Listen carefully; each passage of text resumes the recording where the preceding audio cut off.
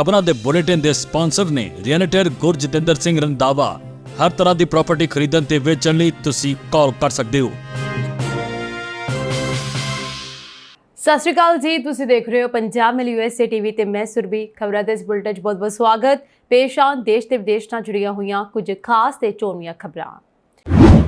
America ਦੇ visa bulletin 'ਚ ਹੋਈ ਹਿਲਜੁਲ। ट्रंप ਦੇ बिग बॉस जरिए मिलेगी अमरीकी नागरिकता। सुप्रीम कोर्ट ने ट्रंप ਨੂੰ ਪ੍ਰਵਾਸੀਆਂ ਨੂੰ ਕੱਢਣ ਤੋਂ ਰੋਕਿਆ। ਹੁਣ ਇਸ ਚੀਜ਼ ਤੋਂ ਬਿਨਾਂ ਤੁਸੀਂ ਨਹੀਂ ਜਾ ਸਕਦੇ ਥਾਈਲੈਂਡ। ट्रंप ਦਾ ਦਾਅਵਾ ਭਾਰਤ ਨੇ ਕੀਤੀ 100% ਟੈਰਿਫ ਹਟਾਉਣ ਦੀ ਪੇਸ਼ਕਸ਼।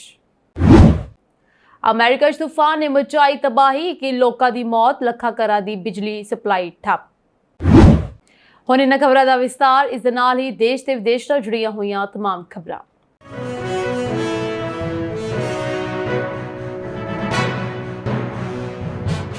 US ਡਿਪਾਰਟਮੈਂਟ ਆਫ ਸਟੇਟ ਵੱਲੋਂ ਜੂਨ 2025 ਦਾ ਵੀਜ਼ਾ ਬੁਲੇਟਿਨ ਜਾਰੀ ਕਰ ਦਿੱਤਾ ਗਿਆ। ਇਸ ਮਹੀਨੇ ਮਾਮੂਲੀ ਜਿਹੀ ਹਿਲਜੁਲ ਦੇਖਣ ਨੂੰ ਮਿਲੀ ਹੈ। ਫਾਈਨਲ ਐਕਸ਼ਨ ਡੇਟ ਵਿੱਚ F1 ਕੈਟਾਗਰੀ 'ਚ ਆਉਂਦੇ ਅਮਰੀਕਨ ਸਿਟੀਜ਼ਨ ਦੇ 21 ਸਾਲ ਤੋਂ ਘੱਟ ਉਮਰ ਦੇ ਅਣਵਿਆਹੇ ਬੱਚੇ, ਉਹਨਾਂ ਦੀ ਸਮਾਂ ਸੂਚੀ 8 ਜੂਨ 2016 ਦਰਸਾ ਰਹੀ ਹੈ। ਗ੍ਰੀਨ ਕਾਰਡ ਹੋਲਡਰ ਪਤੀ ਪਤਨੀ ਦੇ 21 ਸਾਲ ਤੋਂ ਘੱਟ ਬੱਚੇ ਜਿਹੜੇ ਕਿ F2A ਕੈਟਾਗਰੀ 'ਚ ਆਉਂਦੇ ਹਨ, ਉਹਨਾਂ ਦੀ ਤਰੀਕ 1 ਜਨਵਰੀ 2022 ਚੱਲ ਰਹੀ ਹੈ। ਗ੍ਰੀਨ ਕਾਰਡ ਹੋਲਡਰ ਵੱਲੋਂ ਅਪਲਾਈ ਕੀਤੇ 21 ਸਾਲ ਤੋਂ ਵੱਧ ਉਮਰ ਦੇ ਬੱਚੇ ਜੋ ਕਿ F2B ਕੈਟਾਗਰੀ ਨਾਲ ਸੰਬੰਧਿਤ ਹਨ, ਅਰਜ਼ੀਕਾਰਾਂ ਦੀ ਉਡੀਕ ਮਿਤੀ ਇਸ ਵੇਲੇ 22 ਸਤੰਬਰ 2016 ਚੱਲ ਰਹੀ ਹੈ। US ਸਿਟੀਜ਼ਨ ਦੇ ਵਿਆਹੇ ਹੋਏ ਬੱਚੇ ਤੇ ਉਹਨਾਂ ਦੇ ਅੱਗਿਓਂ ਛੋਟੇ ਬੱਚੇ ਯਾਨੀ ਕਿ F3 ਕੈਟਾਗਰੀ ਲਈ ਜਿਨ੍ਹਾਂ ਨੇ ਅਪਲਾਈ ਕੀਤਾ ਹੈ, ਉਹਨਾਂ ਦੀ ਤਰੀਕ 22 ਜੂਨ 2011 ਦਰਸਾ ਰਹੀ ਹੈ। ਅਮਰੀਕਾ ਦੇ ਜਿਹੜੇ ਸਿਟੀਜ਼ਨ ਨਾਗਰਿਕਾਂ ਵੱਲੋਂ ਭਾਰਤ 'ਚ ਰਹਿ ਰਹੇ ਆਪਣੇ ਭੈਣਾਂ ਭਰਾਵਾਂ ਨੂੰ F4 ਕੈਟਾਗਰੀ ਲਈ ਅਪਲਾਈ ਕੀਤਾ ਹੈ ਅਤੇ ਭੈਣ ਭਰਾਵਾਂ ਅਤੇ ਉਹਨਾਂ ਦੇ ਬੱਚੇ ਜਿਹੜੇ 21 ਸਾਲ ਤੋਂ ਘੱਟ ਹਨ, ਉਹਨਾਂ ਦੇ ਲਈ ਤਰੀਕ 15 ਜੂਨ 2006 ਚੱਲ ਰਹੀ ਹੈ। ਪਰਿਵਾਰਕ ਸਪਾਂਸਰਡ ਵੀਜ਼ਾ ਅਰਜ਼ੀਆਂ ਭਰਨ ਦੀਆਂ ਤਾਰੀਖਾਂ ਲਈ ਜੂਨ ਵੀਜ਼ਾ ਬੁਲੇਟਿਨ ਦੀਆਂ ਤਰੀਕਾਂ ਕੁਝ ਇਸ ਤਰੀਕੇ ਨਾਲ ਹਨ, ਜਿਸ ਵਿੱਚ F4 ਕੈਟਾਗਰੀ ਲਈ 1 ਦਸੰਬਰ 2006, F3 ਕੈਟਾਗਰੀ ਲਈ 22 ਜੁਲਾਈ 2012, F2B ਕੈਟਾਗਰੀ ਲਈ 1 ਜਨਵਰੀ 2017 ਤੇ F2A ਕੈਟਾਗਰੀ ਲਈ 1 ਫਰਵਰੀ 2025 ਅਤੇ F1 ਕੈਟਾਗਰੀ ਲਈ 1 ਸਤੰਬਰ 2017 ਵਾਲਿਆਂ ਕੋਲੋਂ ਸਪੋਰਟਿੰਗ ਪੇਪਰ ਮੰਗਵਾਏ ਜਾ ਰਹੇ ਹਨ। ਅਮਰੀਕਾ ਦੇ ਰਾਸ਼ਟਰਪਤੀ ਡੋਨਾਲਡ ਟਰੰਪ ਉਂਝ ਗੈਰ ਕਾਨੂੰਨੀ ਪ੍ਰਵਾਸੀਆਂ ਨੂੰ ਡਿਪੋਰਟ ਕਰਨ ਤੇ ਜ਼ੋਰ ਦੇ ਰਹੇ ਹਨ, ਪਰ ਹੁਣ ਟਰੰਪ ਸਰਕਾਰ ਇੱਕ ਰਿਐਲਿਟੀ ਸ਼ੋਅ ਰਾਹੀਂ ਪ੍ਰਵਾਸੀਆਂ ਨੂੰ ਅਮਰੀਕੀ ਨਾਗਰਿਕਤਾ ਦੇਣ ਦੀ ਯੋਜਨਾ ਬਣਾ ਰਹੀ ਹੈ। US department of homeland security ਇੱਕ TV ਸ਼ੋਅ ਸ਼ੁਰੂ ਕਰਨ ਤੇ ਵਿਚਾਰ ਕਰ ਰਿਹਾ ਹੈ, ਜਿਸ ਵਿੱਚ ਪ੍ਰਵਾਸੀਆਂ ਨੂੰ ਅਮਰੀਕੀ ਨਾਗਰਿਕਤਾ ਲਈ ਮੁਕਾਬਲਾ ਕਰਨ ਲਈ ਕਈ ਚੁਣੌਤੀਆਂ ਵਿੱਚੋਂ ਲੰਘਣਾ ਪਏਗਾ। ਇੱਕ ਅਜਿਹਾ ਰਿਐਲਿਟੀ ਸ਼ੋਅ ਜਿਸ ਵਿੱਚ ਵੱਖ-ਵੱਖ ਦੇਸ਼ਾਂ ਦੇ ਪ੍ਰਵਾਸੀ ਇੱਕ ਘਰ ਸਾਂਝਾ ਕਰਨਗੇ। ਇੱਥੇ ਮੁਕਾਬਲੇ ਲਈ ਵੱਖ-ਵੱਖ ਚੁਣੌਤੀਆਂ ਦਿੱਤੀਆਂ ਜਾਣਗੀਆਂ ਜੋ ਦੇਸ਼ ਭਗਤੀ ਅਤੇ ਵੱਖ-ਵੱਖ ਅਮਰੀਕੀ ਪਰੰਪਰਾਵਾਂ ਅਤੇ ਰੀਤੀ ਰਿਵਾਜਾਂ ਤੇ ਆਧਾਰਿਤ ਹੋਣਗੀਆਂ। ਜਿਹੜਾ ਆਦਮੀ ਜਾਂ ਔਰਤ ਅਖੀਰ ਤੱਕ ਟਿਕਿਆ ਰਹੇਗਾ, ਉਸ ਨੂੰ ਅਮਰੀਕੀ ਨਾਗਰਿਕਤਾ ਮਿਲੇਗੀ। ਅਜਿਹਾ ਸੰਭਵ ਹੋ ਸਕਦਾ ਹੈ ਡੋਨਾਲਡ ਟਰੰਪ ਬਿਗ ਬੌਸ ਸੰਸਕਰਨ ਦੇ ਵਿੱਚ। ਹਾਲਾਂਕਿ ਇਹ ਯੋਜਨਾ ਹਲੇ ਸ਼ੁਰੂਆਤੀ ਪੜਾਅ ਵਿੱਚ ਹੈ, ਪਰ ਹੋਮਲੈਂਡ ਸਿਕਿਉਰਿਟੀ ਦੇ ਬੁਲਾਰੇ ਨੇ ਕਿਹਾ ਹੈ ਕਿ ਇਸ ਤਰ੍ਹਾਂ ਦੇ ਅਨੋਖੇ ਪ੍ਰਸਤਾਵ ਖਾਸ ਕਰਕੇ ਜੋ ਅਮਰੀਕੀ ਹੋਣ ਦਾ ਅਰਥ ਦੱਸਦੇ ਹਨ, ਹਮੇਸ਼ਾ ਤਰਜੀਹੀ ਸੂਚੀ ਵਿੱਚ ਰਹੇ ਹਨ। ਅਜਿਹੀ ਪ੍ਰਕਿਰਿਆ ਛੇਤੀ ਹੀ ਇੱਕ ਹਕੀਕਤ ਬਣ ਸਕਦੀ ਹੈ। ਇਸ ਤੋਂ ਇਲਾਵਾ ਦ ਅਮਰੀਕਨ ਸਿਰਲੇਖ ਵਾਲਾ ਇਹ ਸੰਕਲਪ ਰਿਐਲਿਟੀ TV ਦੇ ਦਿੱਗਜ ਕਲਾਕਾਰ ਰੋਵ ਵਾਰਸੋਫ ਦੁਆਰਾ ਪੇਸ਼ ਕੀਤਾ ਗਿਆ ਸੀ, ਜੋ ਡਕ ਡਾਇਨੈਸਟੀ ਅਤੇ ਦ ਮਿਲੀਨੀਅਰ ਮੈਚਮੇਕਰ ਵਰਗੇ ਸ਼ੋਅ ਲਈ ਜਾਣੇ ਜਾਂਦੇ ਹਨ। ਵਾਰਸੋਫ, ਜੋ ਕਿ ਖੁਦ ਇੱਕ ਕੈਨੇਡੀਅਨ ਪ੍ਰਵਾਸੀ ਹੈ, ਉਹਨਾਂ ਨੇ ਕਿਹਾ ਕਿ ਇਹ ਵਿਚਾਰ ਉਸ ਨੂੰ ਆਪਣੀ ਨਾਗਰਿਕਤਾ ਪ੍ਰਕਿਰਿਆ ਦੌਰਾਨ ਆਇਆ ਸੀ। ਵਾਰਸੋਫ ਦੇ ਪ੍ਰਸਤਾਵ ਵਿੱਚ ਇੱਕ ਫਾਰਮੈਟ ਸ਼ਾਮਲ ਹੈ ਜਿਸ ਵਿੱਚ ਪ੍ਰਵਾਸੀ ਅਮਰੀਕਾ ਵਿੱਚ ਯਾਤਰਾ ਕਰਨਗੇ ਅਤੇ ਖੇਤਰ ਵਿਸ਼ੇਸ਼ ਸੱਭਿਆਚਾਰਕ ਚੁਣੌਤੀਆਂ ਦਾ ਸਾਹਮਣਾ ਕਰਨਗੇ। ਹੋਰ ਟਾਸਕ ਵਿੱਚ ਡੈਟਰੋਇਟ ਵਿੱਚ ਮਾਡਲ TS ਨੂੰ ਇਕੱਠਾ ਕਰਨਾ ਅਤੇ ਕੰਸਾਸ ਵਿੱਚ ਘੋੜੇ ਤੇ ਡਾਕ ਪਹੁੰਚਾਉਣਾ ਸ਼ਾਮਲ ਹੋ ਸਕਦਾ ਹੈ। ਇਸ ਤੋਂ ਇਲਾਵਾ ਆਮ ਗਿਆਨ ਅਤੇ ਨਾਗਰਿਕ ਸ਼ਾਸਤਰ ਦੀਆਂ ਚੁਣੌਤੀਆਂ ਵੀ ਹੋਣਗੀਆਂ। ਹਾਲਾਂਕਿ ਉਸਨੇ ਜ਼ੋਰ ਦੇ ਕੇ ਕਿਹਾ ਕਿ ਸ਼ੋਅ ਵਿੱਚ ਹਾਰਨ ਵਾਲਿਆਂ ਨੂੰ ਸਜ਼ਾ ਨਹੀਂ ਮਿਲਣੀ ਚਾਹੀਦੀ।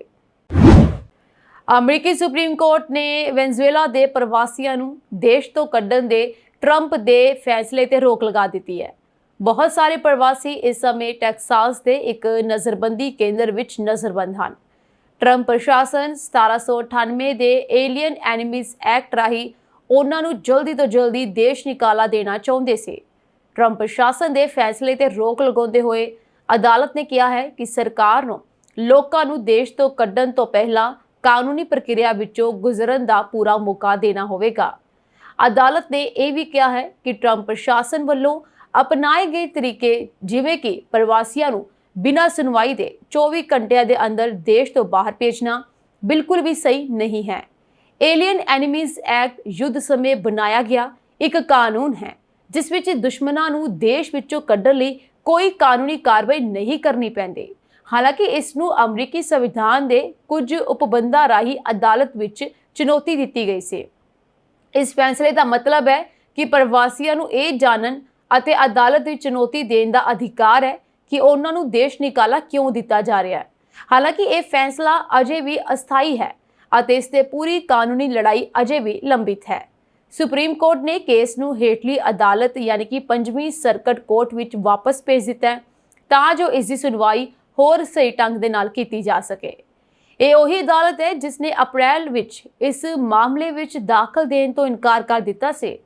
ਜਦੋਂ ਤੋਂ ਟਰੰਪ ਦੂਜੀ ਵਾਰ ਸੱਤਾ ਵਿੱਚ ਆਏ ਹਨ, ਉਹ ਦੇਸ਼ ਵਿੱਚ ਗੈਰ ਕਾਨੂੰਨੀ ਤੌਰ ਤੇ ਰਹਿ ਰਹੇ ਲੋਕਾਂ ਨੂੰ ਬਾਹਰ ਕੱਢਣ ਵਿੱਚ ਰੁੱਝੇ ਹੋਏ ਹਨ। ਟਰੰਪ ਪ੍ਰਸ਼ਾਸਨ ਨੇ ਏਲੀਅਨ ਐਨੀਮੀਜ਼ ਐਕਟ ਦੀ ਵਰਤੋਂ ਕਰਦੇ ਹੋਏ ਮਾਰਚ 2025 ਵਿੱਚ ਲਗਭਗ 1,37,000 ਵੈਨਜ਼ੂਏਲਾ ਪ੍ਰਵਾਸੀਆਂ ਨੂੰ ਐਲ ਸਲਵਾਡੋਰ ਭੇਜ ਦਿੱਤਾ। ਟਰੰਪ ਨੇ ਦੋਸ਼ ਲਗਾਇਆ ਕਿ ਉਹ ਅਪਰਾਧੀ ਸਨ ਅਤੇ ਬਦਨਾਮ ਗਿਰੋਂਡ ਟ੍ਰੇਨ ਡੀ ਅਰਾਗੁਆ ਨਾਲ ਜੁੜੇ ਹੋਏ ਹਨ। ਰਿਪੋਰਟਾਂ ਦੇ ਅਨੁਸਾਰ ਇਹਨਾਂ ਵਿੱਚੋਂ ਬਹੁਤ ਸਾਰੇ ਪ੍ਰਵਾਸੀਆਂ ਵਿਰੁੱਧ ਕੋਈ ਅਪਰਾਧਕ ਦੋਸ਼ ਨਹੀਂ ਸਨ ਤੇ ਉਹਨਾਂ ਨੂੰ ਕਾਨੂੰਨੀ ਪ੍ਰਕਿਰਿਆ ਦੀ ਪਾਲਣਾ ਕੀਤੇ ਬਿਨਾਂ ਹਿਰਾਸਤ ਵਿੱਚ ਲਿਆ ਗਿਆ ਸੀ। ਅਲ ਸਲਵਾਡੋਰ ਵਿੱਚ ਇਹਨਾਂ ਪ੍ਰਵਾਸੀਆਂ ਨੂੰ ਦੁਨੀਆ ਦੀ ਸਭ ਤੋਂ ਖਤਰਨਾਕ ਜੇਲ੍ਹ ਜੋ ਮੰਨੀ ਜਾਂਦੀ ਹੈ ਉਸ ਵਿੱਚ ਰੱਖਿਆ ਗਿਆ ਸੀ, ਯਾਨੀ ਕਿ CECOT ਜੇਲ੍ਹ ਵਿੱਚ ਭੇਜਿਆ ਗਿਆ। ਇਹ ਜੇਲ੍ਹ ਮਨੁੱਖੀ ਅਧਿਕਾਰਾਂ ਦੀ ਉਲੰਘਣਾ ਲਈ ਬਦਨਾਮ ਹੈ।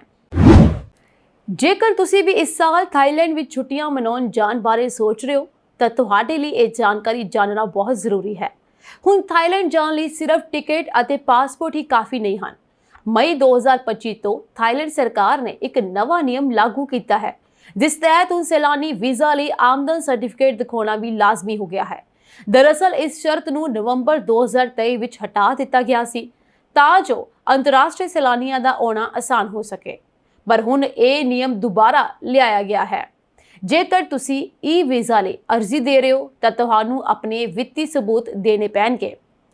ਸੋ ਥਾਈਲੈਂਡ ਦੀ ਅਧਿਕਾਰਤ ਈ ਵੀਜ਼ਾ ਵੈਬਸਾਈਟ ਅਨੁਸਾਰ ਹੁਣ ਤੁਹਾਨੂੰ ਇਹ ਦਿਖਾਉਣਾ ਹੋਵੇਗਾ ਕਿ ਤੁਹਾਡੇ ਕੋਲ ਵੀਜ਼ਾ ਪ੍ਰਾਪਤ ਕਰਨ ਲਈ ਘੱਟੋ-ਘੱਟ 20,000 THB ਯਾਨੀ ਕਿ ਲਗਭਗ 48,000 ਰੁਪਏ ਹਨ। ਇਸ ਨੂੰ ਸਾਬਤ ਕਰਨ ਲਈ ਤੁਸੀਂ ਪਿਛਲੇ 3 ਮਹੀਨਿਆਂ ਦੇ ਬੈਂਕ ਸਟੇਟਮੈਂਟ, ਸਪਾਂਸਰਸ਼ਿਪ ਪੱਤਰ ਜਾਂ ਕਿਸੇ ਹੋਰ ਵਿੱਤੀ ਸਬੂਤ ਦੀ ਵਰਤੋਂ ਕਰ ਸਕਦੇ ਹੋ। ਇਹ ਨਵਾਂ ਨਿਯਮ ਅਮਰੀਕਾ, ਫਰਾਂਸ, ਨਾਰਵੇ ਵਰਗੇ ਕਈ ਦੇਸ਼ਾਂ ਵਿੱਚ ਸਥਿਤ ਥਾਈ ਦੂਤਘਰ ਦੁਆਰਾ ਵੀ ਲਾਗੂ ਕੀਤਾ ਗਿਆ ਹੈ। ਇਸ ਵਿੱਤੀ ਸਬੂਤ ਤੋਂ ਇਲਾਵਾ ਇਹ ਦਸਤਾਵੇਜ਼ ਵੀ ਪਹਿਲਾਂ ਵਾਂਗ ਵੀਜ਼ਾ ਲਈ ਲੋੜੀਂਦੇ ਹੋਣਗੇ, ਜਿਸ ਵਿੱਚ ਪਾਸਪੋਰਟ ਦੀ ਕਾਪੀ, ਪਾਸਪੋਰਟ ਸਾਈਜ਼ ਫੋਟੋ, ਪਤੇ ਦਾ ਸਬੂਤ, ਰਾਊਂਡ ਟ੍ਰਿਪ ਫਲਾਈਟਾਂ ਟਿਕਟ ਅਤੇ ਥਾਈਲੈਂਡ ਵਿੱਚ ਰਿਹਾਇਸ਼ ਦਾ ਸਬੂਤ ਸ਼ਾਮਲ ਹੈ। ਇਸ ਲਈ ਜੇਕਰ ਤੁਸੀਂ ਥਾਈਲੈਂਡ ਦੀ ਯਾਤਰਾ ਦੀ ਯੋਜਨਾ ਬਣਾ ਰਹੇ ਹੋ ਤਾਂ ਆਪਣੇ ਮਹੱਤਵਪੂਰਨ ਦਸਤਾਵੇਜ਼ ਅਤੇ ਬੈਂਕ ਸਟੇਟਮੈਂਟਾਂ ਸਮੇਂ ਸਿਰ ਤਿਆਰ ਕਰੋ, ਨਹੀਂ ਤਾਂ ਤੁਹਾਨੂੰ ਹਵਾਈ ਅੱਡੇ ਤੇ ਮੁਸ਼ਕਲ ਦਾ ਸਾਹਮਣਾ ਕਰਨਾ ਪੈ ਸਕਦਾ ਹੈ ਅਤੇ ਤੁਹਾਡੀਆਂ ਛੁੱਟੀਆਂ ਖਰਾਬ ਹੋ ਸਕਦੀਆਂ ਨੇ।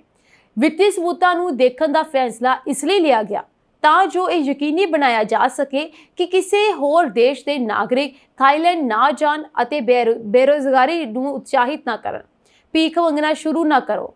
ਥਾਈਲੈਂਡ ਕੋਲ ਤੁਹਾਡੇ ਉੱਥੇ ਜਾਣ ਦੇ ਕਾਰਨ ਅਤੇ ਤੁਹਾਡੀ ਵਿੱਤੀ ਸਥਿਤੀ ਬਾਰੇ ਵਿੱਤੀ ਸਬੂਤਾਂ ਰਾਹੀਂ ਜਾਣਕਾਰੀ ਹੋਣੀ ਚਾਹੀਦੀ ਹੈ, ਕਿਉਂਕਿ ਉਹ ਆਪਣੇ ਦੇਸ਼ ਵਿੱਚ ਕਿਸੇ ਵੀ ਤਰ੍ਹਾਂ ਦਾ ਆਰਥਿਕ ਸੰਕਟ ਨਹੀਂ ਦੇਖਣਾ ਚਾਹੁੰਦੇ। ਇਸ ਤੋਂ ਇਲਾਵਾ ਉਹਨਾਂ ਦੇਸ਼ਾਂ ਲਈ ਬੁਰੀ ਖਬਰ ਹੈ ਜਿਨ੍ਹਾਂ ਨੂੰ ਵੀਜ਼ਾ ਫ੍ਰੀ ਪ੍ਰਵੇਸ਼ ਮਿਲਿਆ ਹੈ। ਵਰਤਮਾਨ ਵਿੱਚ 93 ਦੇਸ਼ਾਂ ਦੇ ਨਾਗਰਿਕ 60 ਦਿਨਾਂ ਤੱਕ ਬਿਨਾਂ ਵੀਜ਼ਾ ਦੇ ਥਾਈਲੈਂਡ ਦੀ ਯਾਤਰਾ ਕਰ ਸਕਦੇ ਹਨ, ਪਰ ਹੁਣ ਥਾਈ ਸਰਕਾਰ ਇਸ ਨਿਯਮ ਤੇ ਮੁੜ ਵਿਚਾਰ ਕਰ ਰਹੀ ਹੈ। ਮੀਡੀਆ ਰਿਪੋਰਟਾਂ ਦੇ ਅਨੁਸਾਰ ਥਾਈਲੈਂਡ ਦੇ ਅਧਿਕਾਰੀ ਵੀਜ਼ਾ ਮੁਕਤ ਠਹਿਰਨ ਦੀ ਵੈਧਤਾ ਨੂੰ 60 ਦਿਨਾਂ ਤੋਂ ਘਟਾ ਕੇ 30 ਦਿਨ ਕਰਨ ਤੇ ਵਿਚਾਰ ਕਰ ਰਹੇ ਹਨ। ਹਾਲਾਂਕਿ ਇਸ ਸਬੰਧ ਵਿੱਚ ਅਜੇ ਤੱਕ ਕੋਈ ਠੋਸ ਫੈਸਲਾ ਨਹੀਂ ਲਿਆ ਗਿਆ ਹੈ। ਭਾਰਤ ਪਾਕਿਸਤਾਨ ਤਣਾਅ ਵਿਚਕਾਰ ਅਮਰੀਕੀ ਰਾਸ਼ਟਰਪਤੀ ਡੋਨਾਲਡ ਟਰੰਪ ਨੇ ਦਾਅਵਾ ਕੀਤਾ ਹੈ ਕਿ ਭਾਰਤ ਨੇ ਅਮਰੀਕੀ ਸਾਮਾਨਾਂ ਤੇ ਸਾਰੇ ਟੈਰਿਫ ਹਟਾਉਣ ਦੀ ਪੇਸ਼ਕਸ਼ ਕੀਤੀ ਹੈ। ਉਹਨਾਂ ਦਾ ਇਹ ਬਿਆਨ ਅਜਿਹੇ ਸਮੇਂ ਆਇਆ ਹੈ ਜਦੋਂ ਦੱਖਣੀ ਏਸ਼ੀਆ ਫੌਜੀ ਅਤੇ ਕੂਟਨੀਤਿਕ ਤਣਾਅ ਦਾ ਸਾਹਮਣਾ ਕਰ ਰਿਹਾ ਹੈ। ਟਰੰਪ ਨੇ ਕਿਹਾ ਕਿ ਭਾਰਤ ਨੇ ਲਗਭਗ ਜ਼ੀਰੋ ਟੈਰਿਫ ਦੇ ਨਾਲ ਇੱਕ ਵਪਾਰਕ ਸਮਝੌਤੇ ਦੀ ਪੇਸ਼ਕਸ਼ ਕੀਤੀ ਹੈ। ਇਹ ਇੱਕ ਵੱਡੀ ਜਿੱਤ ਹੋ ਸਕਦੀ ਹੈ, ਪਰ ਉਹਨਾਂ ਨੇ ਕਿਹਾ ਕਿ ਮੈਨੂੰ ਕੋਈ ਜਲਦੀ ਨਹੀਂ ਹੈ। ਜੇਕਰ ਇਹ ਦਾਅਵਾ ਸੱਚ ਸਾਬਤ ਹੁੰਦਾ ਹੈ ਤਾਂ ਇਹ ਭਾਰਤ ਵਰਗੇ ਵਿਕਾਸਸ਼ੀਲ ਦੇਸ਼ ਵੱਲੋਂ ਇੱਕ ਅਸਾਧਾਰਨ ਰਿਆਇਤ ਹੋਵੇਗੀ, ਖਾਸ ਕਰਕੇ ਜਦੋਂ ਇਹ ਦੁਨੀਆ ਦੀ ਚੌਥੀ ਸਭ ਤੋਂ ਵੱਡੀ ਅਰਥ ਵਿਵਸਥਾ ਬਣ ਗਿਆ ਹੈ। ਟਰੰਪ ਨੇ ਇੱਕ ਨਿਊਜ਼ ਦੇ ਨਾਲ ਗੱਲਬਾਤ ਕਰਦੇ ਹੋਏ ਕਿਹਾ ਕਿ ਭਾਰਤ ਵਪਾਰ ਦੇ ਰਾਹ ਵਿੱਚ ਬਹੁਤ ਸਾਰੀਆਂ ਰੁਕਾਵਟਾਂ ਪਾਉਂਦਾ ਹੈ, ਪਰ ਹੁਣ ਉਹ 100% ਟੈਰਿਫ ਹਟਾਉਣ ਦੇ ਲਈ ਤਿਆਰ ਹੈ। ਹਾਲਾਂਕਿ ਉਸਨੇ ਇਹ ਵੀ ਕਿਹਾ ਕਿ ਉਸ ਨੂੰ ਕੋਈ ਜਲਦੀ ਨਹੀਂ ਹੈ ਅਤੇ ਉਹ ਸਿਰਫ ਤਾਂ ਹੀ ਸਮਝੌਤੇ ਲਈ ਸਹਿਮਤ ਹੋਣਗੇ ਜੇਕਰ ਉਸ ਨੂੰ ਲੱਗਦਾ ਹੈ ਕਿ ਇਸ ਨਾਲ ਅਮਰੀਕਾ ਨੂੰ ਫਾਇਦਾ ਹੋਵੇਗਾ। ਟਰੰਪ ਦੇ ਬਿਆਨ ਬਾਰੇ ਭਾਰਤੀ ਵਿਦੇਸ਼ ਮੰਤਰੀ ਡਾਕਟਰ ਐਸ ਜੈਸ਼ੰਕਰ ਨੇ 15 ਮਈ ਨੂੰ ਕਿਹਾ ਸੀ ਕਿ ਅਮਰੀਕਾ ਅਤੇ ਭਾਰਤ ਵਿਚਕਾਰ ਵਪਾਰ ਗੱਲਬਾਤ ਅਜੇ ਚੱਲ ਰਹੀ ਹੈ, ਪਰ ਇਹ ਗੁੰਝਲਦਾਰ ਮੁੱਦੇ ਹਨ ਅਤੇ ਕੋਈ ਵੀ ਅੰਤਿਮ ਫੈਸਲਾ ਅਜੇ ਬਹੁਤ ਦੂਰ ਹੈ। ਇਹ ਬਿਆਨ ਟਰੰਪ ਦੇ ਉਤਸ਼ਾਹੀ ਦਾਅਵੇ ਨੂੰ ਸਿੱਧਾ ਠੰਡਾ ਕਰਨ ਵਾਲਾ ਜਾਪਦਾ ਸੀ। ਜੈਸ਼ੰਕਰ ਨੇ ਇਹ ਵੀ ਕਿਹਾ ਕਿ ਕੋਈ ਵੀ ਵਪਾਰ ਸਮਝੌਤਾ ਦੋਵਾਂ ਧਿਰਾਂ ਲਈ ਲਾਭਦਾਇਕ ਹੋਣਾ ਚਾਹੀਦਾ ਹੈ, ਸਿਰਫ ਇੱਕ ਧਿਰ ਲਈ ਨਹੀਂ। ਅਮਰੀਕਾ ਦੇ ਪੂਰੇ ਮੱਧ ਪੱਛਮੀ ਹਿੱਸੇ ਵਿੱਚ ਤੂਫਾਨ ਕਾਰਨ ਘੱਟੋ-ਘੱਟ 21 ਲੋਕਾਂ ਦੀ ਮੌਤ ਹੋ ਗਈ ਹੈ। ਇਸ ਵਿੱਚ ਦੱਖਣ ਪੂਰਬੀ ਕੈਂਟਕੀ ਵਿੱਚ ਆਏ ਚੱਕਰਵਾਤੀ ਤੂਫਾਨ ਵਿੱਚ ਮਾਰੇ ਗਏ 9 ਲੋਕ ਵੀ ਸ਼ਾਮਲ ਹਨ। ਕੈਂਟਕੀ ਦੇ ਅਧਿਕਾਰੀਆਂ ਨੇ ਦੱਸਿਆ ਕਿ ਸ਼ੁੱਕਰਵਾਰ ਦੇਰ ਰਾਤ ਲੋਰੇਲ ਕਾਉਂਟੀ ਵਿੱਚ ਆਏ ਤੂਫਾਨ ਕਾਰਨ ਕਈ ਲੋਕ ਗੰਭੀਰ ਰੂਪ ਵਿੱਚ ਜ਼ਖਮੀ ਹੋ ਗਏ। ਲੋਰੇਲ ਕਾਉਂਟੀ ਸ਼ੈਰਿਫ ਜੌਨ ਰੂਡ ਦੇ ਦਫ਼ਤਰ ਨੇ ਸੋਸ਼ਲ ਮੀਡੀਆ ਤੇ ਪੋਸਟ ਕੀਤੇ ਇੱਕ ਬਿਆਨ ਵਿੱਚ ਕਿਹਾ, ਪ੍ਰਭਾਵਿਤ ਖੇਤਰ ਵਿੱਚ ਬਚੇ ਲੋਕਾਂ ਲਈ ਖੋਜ ਕਾਰਜ ਜਾਰੀ ਹਨ। ਇਸ ਦੌਰਾਨ ਮਿਸੌਰੀ ਵਿੱਚੋਂ ਘੱਟੋ-ਘੱਟ 7 ਲੋਕਾਂ ਦੀ ਮੌਤ ਹੋ ਗਈ ਅਤੇ ਅਧਿਕਾਰੀ ਘਰ-ਘਰ ਜਾ ਕੇ ਫਸੇ ਜਾਂ ਜ਼ਖਮੀ ਲੋਕਾਂ ਦੀ ਭਾਲ ਕਰ ਰਹੇ ਹਨ। ਮਿਸੌਰੀ ਵਿੱਚ ਕਈ ਵਾਰ ਤੂਫਾਨ ਆਏ। ਇਹ ਤੂਫਾਨ ਸ਼ੁੱਕਰਵਾਰ ਨੂੰ ਇੱਕ ਗੰਭੀਰ ਮੌਸਮ ਪ੍ਰਣਾਲੀ ਦਾ ਹਿੱਸਾ ਸਨ, ਜਿਸ ਨੇ ਵਿਸਕਾਂਸਿਨ ਵਿੱਚ ਤੂਫਾਨ ਪੈਦਾ ਕੀਤੇ। ਗ੍ਰੇਟ ਲੇਕਸ ਖੇਤਰ ਵਿੱਚ ਲੱਖਾਂ ਲੋਕਾਂ ਨੂੰ ਬਿਜਲੀ ਤੋਂ ਬਿਨਾਂ ਰਹਿਣਾ ਪਿਆ ਅਤੇ ਟੈਕਸਾਸ ਵਿੱਚ ਇੱਕ ਭਿਆਨਕ ਗਰਮੀ ਦੀ ਲਹਿਰ ਸ਼ੁਰੂ ਕਰ ਦਿੱਤੀ। ਸ਼ੁੱਕਰਵਾਰ ਦੁਪਹਿਰ ਨੂੰ ਆਏ ਤੂਫਾਨ ਨੇ ਇਮਾਰਤਾਂ ਨੂੰ ਨੁਕਸਾਨ ਪਹੁੰਚਾਇਆ ਅਤੇ ਦਰੱਖਤ ਅਤੇ ਬਿਜਲੀ ਦੇ ਖੰਭੇ ਡਿੱਗ ਗਏ। ਅਧਿਕਾਰੀਆਂ ਨੇ ਸਥਾਨਕ ਲੋਕਾਂ ਨੂੰ ਸੁਰੱਖਿਅਤ ਥਾਵਾਂ ਤੇ ਜਾਣ ਦੀ ਅਪੀਲ ਕੀਤੀ। ਸੈਂਟ ਲੂਇਸ ਦੇ ਮੇਅਰ ਨੇ ਕਿਹਾ ਕਿ 5000 ਤੋਂ ਵੱਧ ਘਰ ਪ੍ਰਭਾਵਿਤ ਹੋਏ ਹਨ। ਸਪੈਂਸਰ ਨੇ ਕਿਹਾ ਕਿ ਇਹ ਤੂਫਾਨ ਸੱਚਮੁੱਚ ਵਿਨਾਸ਼ਕਾਰੀ ਹੈ। ਉਹਨਾਂ ਨੇ ਕਿਹਾ ਕਿ ਸ਼ਹਿਰ ਐਮਰਜੈਂਸੀ ਦੀ ਸਥਿਤੀ ਦਾ ਐਲਾਨ ਕਰਨ ਦੀ ਪ੍ਰਕਿਰਿਆ ਵਿੱਚ ਸੀ ਅਤੇ ਸਭ ਤੋਂ ਵੱਧ ਪ੍ਰਭਾਵਿਤ ਇਲਾਕਿਆਂ ਵਿੱਚ ਰਾਤ ਭਰ ਕਰਫਿਊ ਲਗਾ ਦਿੱਤਾ ਗਿਆ ਸੀ। ਮੌਸਮ ਸੇਵਾ ਵਿਭਾਗ ਅਨੁਸਾਰ ਇੱਕ ਭਿਆਨਕ ਤੂਫਾਨ ਸੈਂਟ ਲੂਇਸ ਦੇ ਮਿਸੌਰੀ ਦੇ ਕਲੇਟਨ ਵਿੱਚ ਬਾਅਦ ਦੁਪਹਿਰ 2:30 ਵਿਚਾਲੇ ਆਇਆ। ਇਸ ਤੋਂ ਬਾਅਦ ਅਗਲੇ ਦਿਨ ਵੀ ਤੂਫਾਨ ਦਾ ਇਸੇ ਤਰੀਕੇ ਨਾਲ ਕਹਿਰ ਜਾਰੀ ਰਿਹਾ। ਅਮਰੀਕਾ ਦੇ ਕੈਲੀਫੋਰਨੀਆ ਵਿੱਚ ਇੱਕ ਫਰਟੀਲਿਟੀ ਕਲੀਨਿਕ ਦੇ ਬਾਹਰ ਬੰਬ ਧਮਾਕਾ ਹੋਇਆ, ਜਿਸ ਵਿੱਚ ਇੱਕ ਵਿਅਕਤੀ ਦੀ ਮੌਤ ਹੋ ਗਈ। ਫੈਡਰਲ ਬਿਊਰੋ ਆਫ ਇਨਵੈਸਟੀਗੇਸ਼ਨ ਯਾਨੀ FBI ਨੇ ਇਸ ਨੂੰ ਅੱਤਵਾਦੀ ਹਮਲਾ ਕਿਹਾ। ਇਹ ਧਮਾਕਾ ਪਾਮ ਸਪ੍ਰਿੰਗਸ ਦੇ ਡਾਊਨਟਾਊਨ ਵਿੱਚ ਹੋਇਆ, ਜਿਸ ਨਾਲ ਕਲੀਨਿਕ ਨੂੰ ਬੁਰੀ ਤਰ੍ਹਾਂ ਨੁਕਸਾਨ ਪਹੁੰਚਿਆ ਅਤੇ ਆਲੇ-ਦੁਆਲੇ ਦੀਆਂ ਇਮਾਰਤਾਂ ਦੀਆਂ ਖਿੜਕੀਆਂ ਅਤੇ ਦਰਵਾਜ਼ੇ ਉੱਡ ਗਏ। ਸ਼ਹਿਰ ਦੇ ਪੁਲਿਸ ਮੁਖੀ ਨੇ ਕਿਹਾ ਕਿ ਇਹ ਜਾਣਬੁੱਝ ਕੇ ਕੀਤਾ ਗਿਆ ਕਬਜ਼ਾ ਹੈ। FBI ਦੇ ਲਾਸ ਐਂਜਲਸ ਦਫ਼ਤਰ ਦੇ ਮੁਖੀ ਅਕਿਲ ਡੇਵਿਸ ਨੇ ਕਿਹਾ ਕਿ ਕਲੀਨਿਕ ਨੂੰ ਜਾਣਬੁੱਝ ਕੇ ਨਿਸ਼ਾਨਾ ਬਣਾਇਆ ਗਿਆ ਸੀ। ਹਾਲਾਂਕਿ ਉਹਨਾਂ ਨੇ ਇਹ ਦੱਸਣ ਤੋਂ ਇਨਕਾਰ ਕਰ ਦਿੱਤਾ ਕਿ ਅਧਿਕਾਰੀਆਂ ਨੇ ਇਹ ਸਿੱਟਾ ਕਿਉਂ ਕੱਢਿਆ ਕਿ ਇਹ ਇੱਕ ਅੱਤਵਾਦੀ ਹਮਲਾ ਸੀ। ਧਮਾਕੇ ਵਿੱਚ ਜਾਨ ਗਵਾਉਣ ਵਾਲੇ ਵਿਅਕਤੀ ਦੀ ਪਛਾਣ ਅਜੇ ਤੱਕ ਪੁਸ਼ਟੀ ਨਹੀਂ ਹੋਈ ਹੈ। ਬੇਹੱਦ ਸ਼ਾਤਰ ਭਾਰਤੀ ਪਤੀ ਪਤਨੀ ਨੇ ਨਿਊਜ਼ੀਲੈਂਡ ਸਰਕਾਰ ਤੋਂ $21 ਲੱਖ ਠੱਗੇ ਅਤੇ ਬੋਰੀ ਬਿਸਤਰਾ ਚੁੱਕ ਕੇ ਫਰਾਰ ਹੋਣ ਦਾ ਯਤਨ ਵੀ ਕੀਤਾ, ਪਰ ਕਾਨੂੰਨ ਦੇ ਹੱਥ ਬਹੁਤ ਲੰਬੇ ਹੁੰਦੇ ਹਨ। ਜੀ ਹਾਂ, ਨੇਹਾ ਸ਼ਰਮਾ ਨੂੰ 3 ਸਾਲ ਕੈਦ ਦੀ ਸਜ਼ਾ ਸੁਣਾਈ ਜਾ ਚੁੱਕੀ ਹੈ, ਜਦਕਿ ਪਤੀ ਅਮਨਦੀਪ ਸ਼ਰਮਾ ਨੇ ਆਪਣਾ ਗੁਨਾਹ ਕਬੂਲ ਕਰ ਲਿਆ ਹੈ ਅਤੇ ਉਸ ਨੂੰ ਸਜ਼ਾ ਦਾ ਐਲਾਨ ਜੂਨ ਵਿੱਚ ਕੀਤਾ ਜਾਵੇਗਾ। ਕ੍ਰਾਈਸਟਚਰਚ ਰਹਿੰਦੇ ਜੋੜੇ ਵਿੱਚੋਂ ਨੇਹਾ ਸ਼ਰਮਾ ਪ੍ਰੋਪਰਟੀ ਮੈਨੇਜਰ ਦਾ ਕੰਮ ਕਰਦੀ ਸੀ, ਜਦਕਿ Amandeep Sharma divine connection limited ਨਾਂ ਦੀ ਕੰਸਟਰਕਸ਼ਨ ਕੰਪਨੀ ਦਾ ਡਾਇਰੈਕਟਰ ਸੀ। ਦੋਹਾਂ ਨੇ ਚਲਾਕੀ ਨਾਲ ਕੰਸਟਰਕਸ਼ਨ ਕੰਪਨੀ ਨੂੰ ਇਮਾਰਤਾਂ ਦੇ ਠੇਕੇ ਦੇਣ ਵਾਲੀ ਸਰਕਾਰੀ ਏਜੰਸੀ ਦੇ ਆਨਲਾਈਨ ਸਿਸਟਮ ਵਿੱਚ ਦਰਜ ਕਰਵਾ ਦਿੱਤਾ। ਇੱਥੋਂ ਅਸਲੀ ਖੇਡ ਸ਼ੁਰੂ ਹੋ ਗਈ ਅਤੇ ਅਮਨਦੀਪ ਸ਼ਰਮਾ ਦੀ ਕੰਸਟਰਕਸ਼ਨ ਕੰਪਨੀ ਨੂੰ ਵਧੇ ਹੋਏ ਰੇਟਾਂ ਤੇ ਠੇਕੇ ਮਿਲਣ ਲੱਗੇ। ਦੋਹਾਂ ਨੇ ਆਪਣੇ ਰਿਸ਼ਤੇ ਦੀ ਗੱਲ ਵੀ ਲੁਕਾ ਕੇ ਰੱਖੀ। ਕੁਝ ਸਮਾਂ ਇਹ ਧੰਦਾ ਚੱਲਦਾ ਰਿਹਾ, ਪਰ ਫਿਰ ਸ਼ੱਕ ਪੈਦਾ ਹੋਣ ਤੇ ਅੰਦਰੂਨੀ ਪੜਤਾਲ ਆਰੰਭ ਹੋ ਗਈ, ਜਿਸ ਰਾਹੀਂ ਪਤਾ ਲੱਗਾ ਕਿ ਅਮਨਦੀਪ ਸ਼ਰਮਾ ਦੀ ਕੰਸਟਰਕਸ਼ਨ ਕੰਪਨੀ ਦੇ ਰਜਿਸਟ੍ਰੇਸ਼ਨ ਦਸਤਾਵੇਜ਼ਾਂ ਵਿੱਚ ਨੇਹਾ ਸ਼ਰਮਾ ਦੇ ਘਰ ਦਾ ਪਤਾ ਲਿਖਿਆ ਹੋਇਆ ਹੈ। ਨੇਹਾ ਸ਼ਰਮਾ ਨੇ ਇਹ ਕਹਿੰਦਿਆਂ ਨੌਕਰੀ ਤੋਂ ਅਸਤੀਫਾ ਦੇ ਦਿੱਤਾ ਕਿ ਉਸ ਨੂੰ ਜਾਣਬੁੱਝ ਕੇ ਨਿਸ਼ਾਨਾ ਬਣਾਇਆ ਜਾ ਰਿਹਾ ਹੈ। ਕੁਝ ਦਿਨ ਬਾਅਦ ਪਤੀ ਪਤਨੀ ਨੇ ਕੰਪਨੀ ਦੇ ਰਿਕਾਰਡ ਨਾਲ ਛੇੜਛਾੜ ਕਰਦਿਆਂ ਅਮਨਦੀਪ ਦਾ ਨਾਂ ਹਟਾ ਦਿੱਤਾ, ਪਰ ਉਸ ਵੇਲੇ ਤੱਕ ਪਾਣੀ ਸਿਰ ਤੋਂ ਲੰਘ ਚੁੱਕਿਆ ਸੀ। ਸੀਰੀਅਸ ਫਰੋਡ ਆਫਿਸ ਵੱਲੋਂ ਕ੍ਰਿਮੀਨਲ ਇਨਵੈਸਟੀਗੇਸ਼ਨ ਆਰੰਭੀ ਗਈ ਤਾਂ ਪਤਾ ਲੱਗਾ ਕਿ 3 ਪ੍ਰਾਪਰਟੀਆਂ ਅਤੇ 3 ਗੱਡੀਆਂ ਤੋਂ ਇਲਾਵਾ $8 ਲੱਖ ਦੇ ਅਸਾਸੇ ਦੋਹਾਂ ਕੋਲ ਮੌਜੂਦ ਹਨ। ਅਸੈਸ ਜਿਹੜੇ ਸੀ ਦੋਨਾਂ ਦੇ ਕੋਲ ਮੌਜੂਦ ਸਨ। ਇਸ ਤੋਂ ਇਲਾਵਾ ਨੇਹਾ ਅਤੇ ਅਮਨਦੀਪ ਵੱਲੋਂ ਮੋਟੀ ਰਕਮ ਭਾਰਤ ਟ੍ਰਾਂਸਫਰ ਕਰਨ ਦਾ ਯਤਨ ਵੀ ਕੀਤਾ ਗਿਆ, ਪਰ ਇਸੇ ਦੌਰਾਨ ਨਿਊਜ਼ੀਲੈਂਡ ਸਰਕਾਰ ਨੇ ਛਾਪਾ ਮਾਰ ਦਿੱਤਾ। ਮੀਡੀਆ ਰਿਪੋਰਟਾਂ ਮੁਤਾਬਕ ਦੋਵੇਂ ਜਣੇ 80 ਕਿਲੋ ਵਜ਼ਨੀ ਸਮਾਨ ਲੈ ਕੇ ਚੇਨਈ ਜਾਣ ਵਾਲੀ ਫਲਾਈਟ ਵਿੱਚ ਚੜ੍ਹਨ ਦੇ ਯਤਨਾਂ ਦੌਰਾਨ ਕਾਬੂ ਕੀਤੇ ਗਏ। ਦੋਹਾਂ ਦੇ 2 ਬੱਚਿਆਂ ਵਿੱਚੋਂ ਵੱਡੇ ਨੂੰ ਅਮਨਦੀਪ ਸ਼ਰਮਾ ਦੀ ਭੈਣ ਭਾਰਤ ਲੈ ਗਈ, ਜਦਕਿ ਛੋਟਾ ਬੱਚਾ ਨੇਹਾ ਸ਼ਰਮਾ ਨਾਲ ਜੇਲ੍ਹ ਵਿੱਚ ਹੈ। ਇੱਥੇ ਦੱਸਣਾ ਬਣਦਾ ਹੈ ਕਿ ਡਿਵਾਈਨ ਕਨੈਕਸ਼ਨ ਲਿਮਟਿਡ ਫਰਵਰੀ 2018 ਵਿੱਚ ਬਣੀ ਅਤੇ ਸੰਭਾਵੀ ਤੌਰ ਤੇ ਦੋਹਾਂ ਨੇ ਕੰਪਨੀ ਨੂੰ ਵਰਤ ਕੇ 35 ਸਾਲ ਦੀ ਉਮਰ ਤੋਂ ਪਹਿਲਾਂ ਰਿਟਾਇਰਮੈਂਟ ਲੈਣ ਦੀ ਯੋਜਨਾ ਬਣਾ ਲਈ ਸੀ। 22 ਜੁਲਾਈ 2021 ਤੋਂ 29 ਅਕਤੂਬਰ 2022 ਦਰਮਿਆਨ ਡਿਵਾਈਨ ਕਨੈਕਸ਼ਨ ਲਿਮਟਿਡ ਨੂੰ ਸਰਕਾਰ ਤੋਂ 103 ਅਦਾਇਗੀ ਪ੍ਰਾਪਤ ਹੋਈਆਂ, ਪਰ ਨਵੰਬਰ 2022 ਵਿੱਚ ਚਲਾਕੀ ਦਾ ਪਰਦਾਫਾਸ਼ ਹੋਣਾ ਸ਼ੁਰੂ ਹੋ ਗਿਆ। ਜਰਮਨੀ ਤੋਂ ਸਪੇਨ ਜਾ ਰਹੀ ਲੁਫਥਾਂਸਾ ਦੇ ਇੱਕ ਜਹਾਜ਼ 'ਚ ਪਿਛਲੇ ਸਾਲ ਕੁਝ ਅਜਿਹਾ ਹੋਇਆ ਜਿਸ ਨੂੰ ਸੁਣ ਕੇ ਤੁਹਾਡੇ ਹੋਸ਼ ਉੱਡ ਜਾਣਗੇ। ਲਗਭਗ 200 ਯਾਤਰੀਆਂ ਦੇ 6 ਕਰੂ ਮੈਂਬਰਾਂ ਨਾਲ ਭਰਿਆ ਇਹ ਜਹਾਜ਼ 10 ਮਿੰਟ ਤੱਕ ਬਿਨਾਂ ਕਿਸੇ ਪਾਇਲਟ ਦੀ ਕਮਾਂਡ ਦੇ ਹਵਾ ਵਿੱਚ ਉੱਡਦਾ ਰਿਹਾ। 17 ਫਰਵਰੀ 2024 ਨੂੰ ਫ੍ਰੈਂਕਫਰਟ ਤੋਂ ਸੇਵਿਲੇ ਸਪੇਨ ਦੀ ਉਡਾਨ ਦੌਰਾਨ ਜਹਾਜ਼ ਦਾ ਕੋ-ਪਾਇਲਟ ਅਚਾਨਕ ਬੇਹੋਸ਼ ਹੋ ਗਿਆ ਤੇ ਮੁੱਖ ਪਾਇਲਟ ਉਸ ਸਮੇਂ ਟਾਇਲਟ 'ਚ ਸੀ। ਸਪੈਨਿਸ਼ ਦੁਰਘਟਨਾ ਜਾਂਚ ਅਥਾਰਟੀ CIAIC ਦੀ ਇੱਕ ਰਿਪੋਰਟ ਮੁਤਾਬਕ ਹਾਲਾਂਕਿ ਬੇਹੋਸ਼ ਕੋ-ਪਾਇਲਟ ਨੇ ਅਣਜਾਣੇ ਵਿੱਚ ਜਹਾਜ਼ ਨੂੰ ਕੰਟਰੋਲ ਕਰ ਲਿਆ ਸੀ, ਪਰ ਸਰਗਰਮ ਆਟੋ ਪਾਇਲਟ ਕਾਰਨ ਜਹਾਜ਼ ਸਥਿਰ ਤਰੀਕੇ ਨਾਲ ਉਡਾਨ ਭਰਨ ਵਿੱਚ ਸਮਰਥ ਸੀ। ਇਸ ਦੌਰਾਨ ਵਾਇਸ ਰਿਕਾਰਡਰ ਨੇ ਕਾਕਪਿਟ 'ਚ ਅਜੀਬੋ-ਗਰੀਬ ਆਵਾਜ਼ਾਂ ਰਿਕਾਰਡ ਕੀਤੀਆਂ ਜੋ ਇੱਕ ਗੰਭੀਰ ਸਿਹਤ ਸੰਕਟ ਦੇ ਅਨੁਕੂਲ ਸਨ।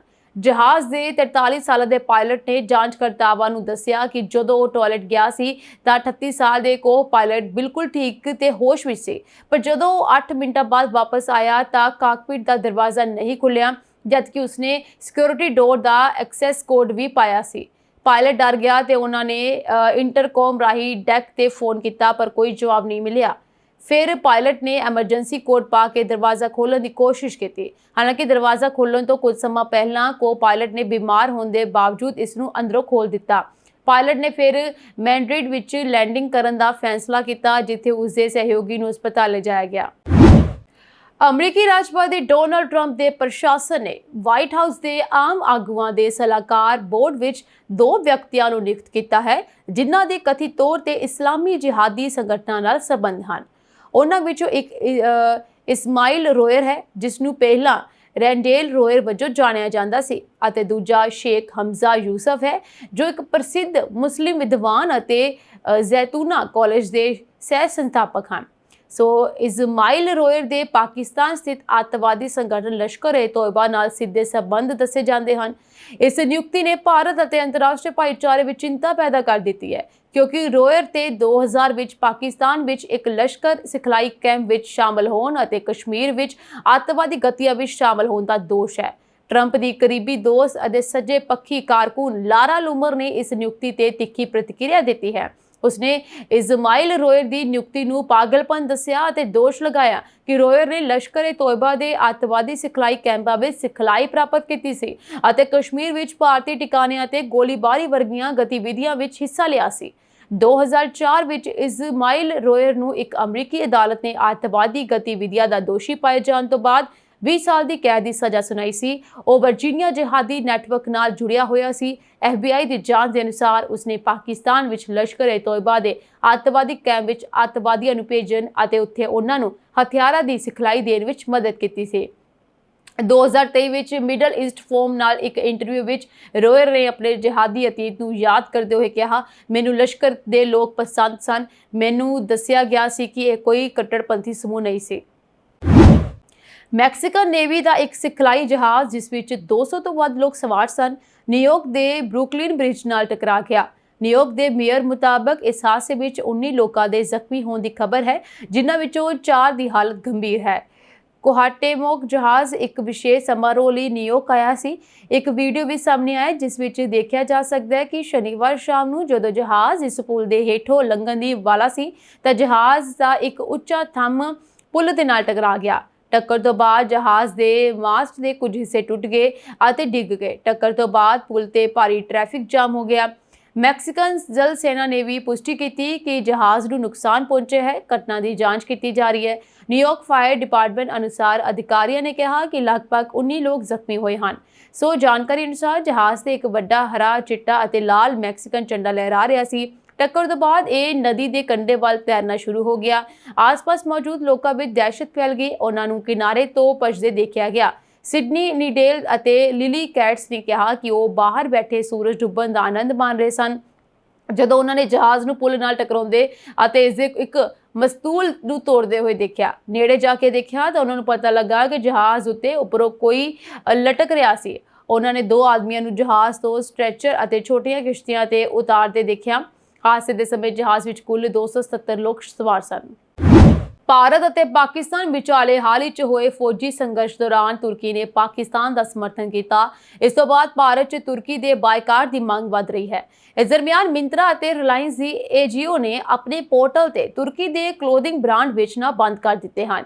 ਮਿੰਤਰਾ ਨੇ ਇੰਟਰਨੈਟ ਮਹਾਰਥੀ ਅਲੀਬਾਬਾ ਦੀ ਮਾਲਕੀ ਵਾਲੀ ਟ੍ਰੈਂਡ ਯੋਲ ਸਮੇਤ ਬਾਰੇ ਤੁਰਕੀ ਬ੍ਰਾਂਡ ਦੀ ਵਿਕਰੀ ਅਸਥਾਈ ਤੌਰ ਤੇ ਰੋਕ ਦਿੱਤੀ ਹੈ, ਜਿਸ ਦੇ ਲਈ ਭਾਰਤ 'ਚ ਮਾਰਕੀਟਿੰਗ ਦਾ ਵਿਸ਼ੇਸ਼ ਅਧਿਕਾਰ ਉਸ ਦੇ ਕੋਲ ਹੈ। ਰਿਲਾਇੰਸ ਨੇ ਵੀ ਆਪਣੇ ਆਨਲਾਈਨ ਪਲੇਟਫਾਰਮ ਐਜੀਓ ਤੇ ਵੇਚੇ ਜਾਣ ਵਾਲੇ ਕੋਟਨ, ਐਲਸੀ, ਵਾਈਕਿਕੀ ਅਤੇ ਮਾਵੀ ਵਰਗੇ ਤੁਰਕੀ ਪਹਿਰਾਵਾ ਬ੍ਰਾਂਡ ਪੋਰਟਫੋਲੀਓ ਨੂੰ ਮੁਅੱਤਲ ਕਰ ਦਿੱਤਾ ਹੈ, ਜਿਸ ਦੇ ਸਾਰੇ ਉਤਪਾਦ ਸਟਾਕ ਤੋਂ ਬਾਹਰ ਦਿਖਾਈ ਦੇ ਰਹੇ ਹਨ। ਹਾਲਾਂਕਿ ਇੱਕ ਨਿਊਜ਼ ਚੈਨਲ ਦੀ ਰਿਪੋਰਟ ਅਨੁਸਾਰ ਬ੍ਰਾਂਡ ਦੀ ਉਪਲਬਧਤਾ ਤੇ ਕੋਈ ਸਪਸ਼ਟਤਾ ਨਹੀਂ ਹੈ। ਰਿਪੋਰਟ ਦੇ ਅਨੁਸਾਰ ਰਿਲਾਇੰਸ ਰਿਟੇਲ ਨੇ ਕਿਹਾ ਕਿ ਉਹ ਰਾਸ਼ਟਰੀ ਹਿੱਤ ਨੂੰ ਸਭ ਤੋਂ ਉੱਪਰ ਰੱਖਣ ਦੀ ਆਪਣੀ ਵਚਨਬੱਧਤਾ ਤੇ ਪੱਕੇ ਹਨ। ਰਿਲਾਇੰਸ ਦੇ ਬੁਲਾਰੇ ਨੇ ਕਿਹਾ ਕਿ ਆਪਣੇ ਸਾਥੀ ਨਾਗਰਿਕਾਂ ਦੇ ਨਾਲ ਇਕਜੁੱਟਤਾ 'ਚ ਅਸੀਂ ਸਾਰੇ ਮੰਚਾਂ ਤੇ ਆਪਣੀ ਆਫਰਿੰਗ ਦਾ ਸਰਗਰਮ ਰੂਪ 'ਚ ਮੁੜ ਮੁਲਾਂਕਣ ਕਰ ਰਹੇ ਹਾਂ ਤਾਂ ਜੋ ਇਹ ਯਕੀਨੀ ਬਣਾਇਆ ਜਾ ਸਕੇ ਕਿ ਉਹ ਦੇਸ਼ ਦੀਆਂ ਕਦਰਾਂ ਕੀਮਤਾਂ ਅਤੇ ਭਾਵਨਾਵਾਂ ਨੂੰ ਪ੍ਰਤੀਬੰਧ ਕਰਦੇ ਹਨ। ਸੋ ਰਿਲਾਇੰਸ ਰਿਟੇਲ ਦੇ ਬੁਲਾਰੇ ਨੇ ਕਿਹਾ ਅਸੀਂ ਤੁਰਕੀ 'ਚ ਆਪਣਾ ਦਫ਼ਤਰ ਵੀ ਬੰਦ ਕਰ ਦਿੱਤਾ ਹੈ। ਦੱਸ ਦਈਏ ਕਿ ਤੁਰਕੀ ਬ੍ਰਾਂਡਸ ਨੂੰ ਹਟਾਉਣ ਦੀ ਪ੍ਰਕਿਰਿਆ ਕੁਝ ਦਿਨ ਪਹਿਲਾਂ ਸ਼ੁਰੂ ਹੋਈ ਸੀ ਅਤੇ ਸ਼ੁੱਕਰਵਾਰ ਨੂੰ ਬ੍ਰਾਂਡਸ ਨੂੰ ਪੂਰੀ ਤਰ੍ਹਾਂ ਹਟਾ ਦਿੱਤਾ ਗਿਆ। ਦੇਸ਼ ਦੇ 125 ਤੋਂ ਜ਼ਿਆਦਾ ਵਪਾਰਕ ਸੰਗਠਨਾਂ ਦੀ ਅਗਵਾਈ ਕਰਨ ਵਾਲੇ ਸੰਗਠਨ ਕਨਫੈਡਰੇਸ਼ਨਸ ਆਫ ਆਲ ਇੰਡੀਆ ਟ੍ਰੇਡਸ ਨੇ ਸ਼ੁੱਕਰਵਾਰ ਨੂੰ ਤੁਰਕੀ ਅਤੇ ਅਜ਼ਰਬਾਈਜਾਨ ਦੇ ਨਾਲ ਸਾਰੇ ਵਪਾਰਕ ਸਬੰਧਾਂ ਨੂੰ ਖਤਮ ਕਰਨ ਦਾ ਪ੍ਰਸਤਾਵ ਪਾਸ ਕੀਤਾ ਹੈ।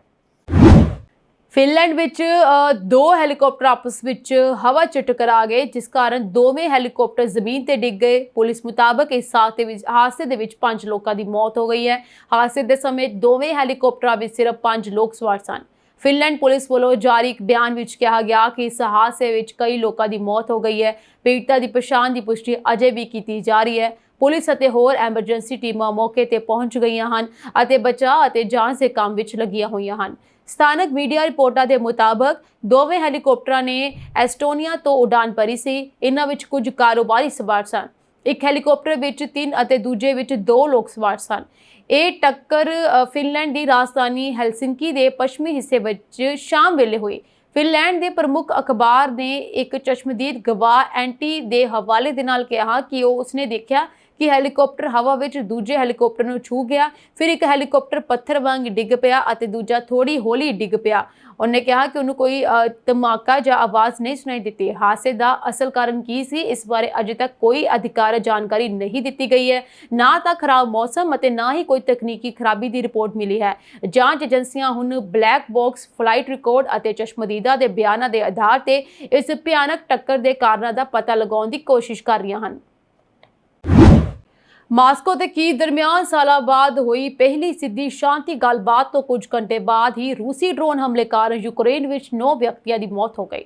ਯੂਕਰੇਨ ਦੇ ਅਧਿਕਾਰੀਆਂ ਨੇ ਇਸ ਬਾਰੇ ਜਾਣਕਾਰੀ ਦਿੱਤੀ ਤੇ ਕਿਹਾ ਕਿ ਸੂਮੀ ਖੇਤਰ ਵਿੱਚ ਇੱਕ ਰੂਸੀ ਡਰੋਨ ਨੇ ਇੱਕ ਬੱਸ ਨੂੰ ਟੱਕਰ ਮਾਰ ਦਿੱਤੀ, ਜਿਸ ਵਿੱਚ 9 ਵਿਅਕਤੀ ਮਾਰੇ ਗਏ ਅਤੇ 4 ਜ਼ਖਮੀ ਹੋ ਗਏ।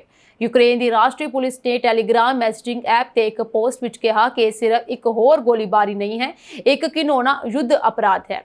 ਸੁਮੀ ਦੇ ਫੌਜੀ ਪ੍ਰਸ਼ਾਸਨ ਦੇ ਮੁਖੀ ਇਹੋਰ ਨੇ ਟੈਲੀਗ੍ਰਾਮ ਤੇ ਕਿਹਾ ਕਿ ਰਾਹਤ ਕਾਰਜ ਜਾਰੀ ਹੈ।